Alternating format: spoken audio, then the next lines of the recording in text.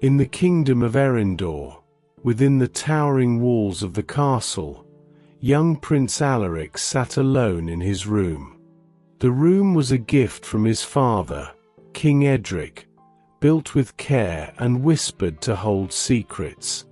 Rumors swirled among the servants that hidden within its walls were secret paths, tunnels leading to places both inside and outside the castle. But no one knew for sure, for the secrets were meant only for the prince.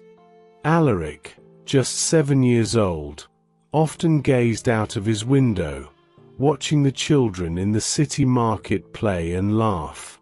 He longed to join them, to feel the freedom of running through the streets. Father, why can't I play in the market with other kids? You are a prince, my dear. You are safe in the castle. But Father... Enough of this. Go to your room. After yet another plea to join the children was denied, Alaric returned to his room in despair. Bored and restless, he began to jump and play, his small feet stomping on the stone floor. Suddenly, his foot hit a loose tile, and with a soft click, a hidden door slid open in the wall. Alaric froze, his heart pounding. Before him stretched a dark tunnel, its depths unknown. At first, fear kept him from exploring. He found the switch to close the door and spent days thinking about what lay beyond. But curiosity gnawed at him, and one day, he made up his mind. It was the day of the king's court, when the people of Erindor gathered to settle disputes, followed by a festival that often lasted late into the night. Alaric knew his father would be occupied, leaving him free to explore. With a small torch in hand, Alaric opened the secret door and stepped into the tunnel. The air was cool and damp, and the walls were lined with ancient stones. Ahead, the tunnel split into two paths.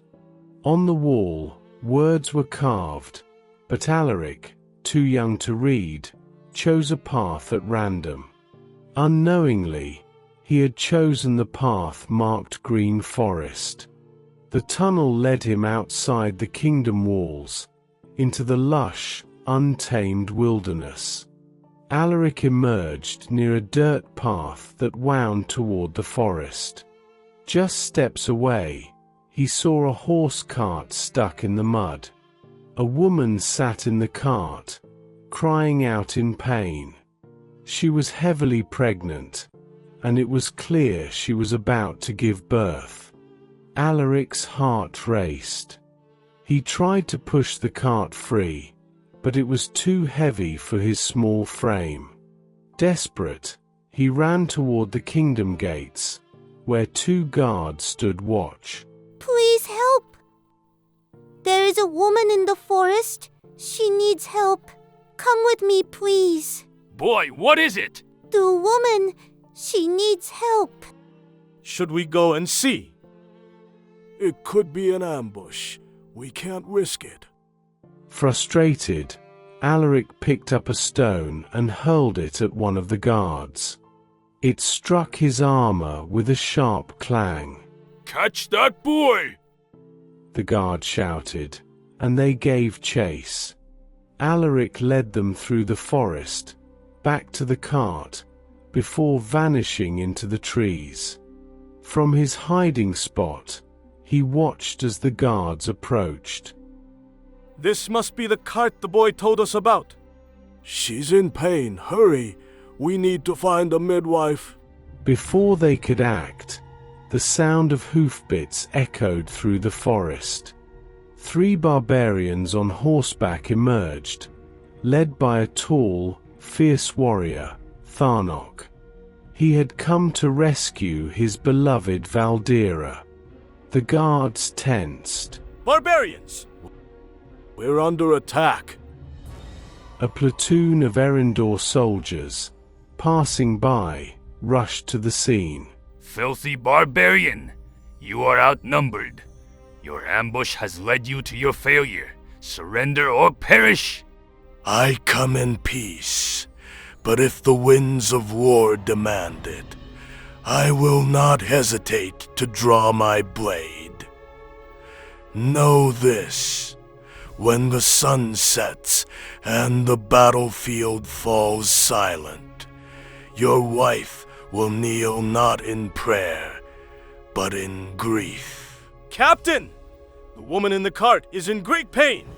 We have sent for a midwife. Keep your filthy hands off my wife. Your wife, you say? Aye. This is going to be fun. All barbarians have bounty on their head, and with the bounty, we will get a concubine to entertain us.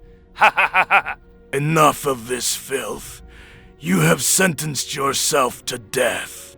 A battle erupted, swift and brutal. Tharnok and his companions fought valiantly, but they were outnumbered. By the time the clash ended, the 3 barbarians lay dead. Valdira, witnessing the death of her love, was overcome with grief and pain. The midwife arrived too late. Though she managed to save the newborn baby girl, Valdira succumbed to her injuries, her final breath a whisper of sorrow. From the shadows, Alaric watched it all unfold. His young mind struggled to comprehend the bloodshed, the loss, the tragedy. Tears streamed down his face as he whispered to himself, If I hadn't been so hasty, if I had let them rescue her, this wouldn't have happened. It's all my fault. As darkness fell, Alaric ran back to the tunnel, his heart heavy with guilt and grief. He returned to his room, the secret door closing behind him. That night, he lay in bed, staring at the ceiling. The images of the day burned into his memory. He vowed never to speak of what he had seen, burying the secret deep within his heart. And so, the prince's first taste of the world outside the castle became a lesson in the weight of choices, and the scars they leave behind.